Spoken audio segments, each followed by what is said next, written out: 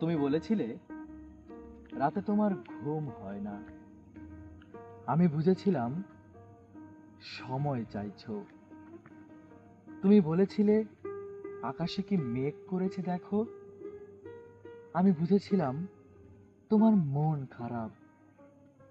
তুমি বলেছিলে চুলে জট বেঁধেছে।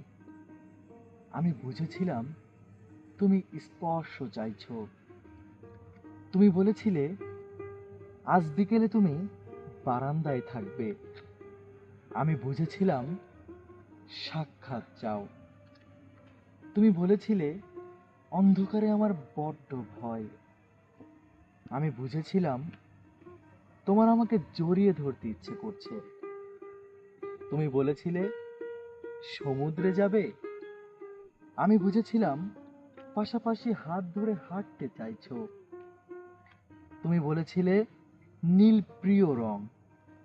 আমি বুঝেছিলাম তোমার কষ্ট হচ্ছে। তুমি বলেছিলে ঠোঁট ফেটেছে। আমি বুঝেছিলাম চুমু খেতে চাইছো। তুমি বলেছিলে অঙ্ক ভালো লাগে না। আমি বুঝেছিলাম তুমি কবিতা ভালোবাসো।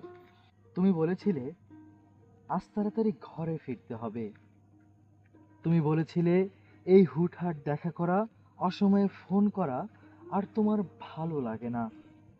আমি বুঝে গিয়েছিলাম তুমি বিচ্ছেদ চাইছো।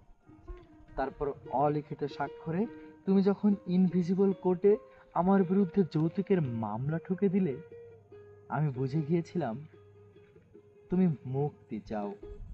এরপর সব বুঝে আমি যখন দার্শনিক, সব মিটিয়ে তুমি যখন অন্যের ঘরের ঘরণী, তখন হঠাৎ একদিন আমাদের দেখা হলো। তুমি জিজ্ঞেস করেছিলে কেমন আছো।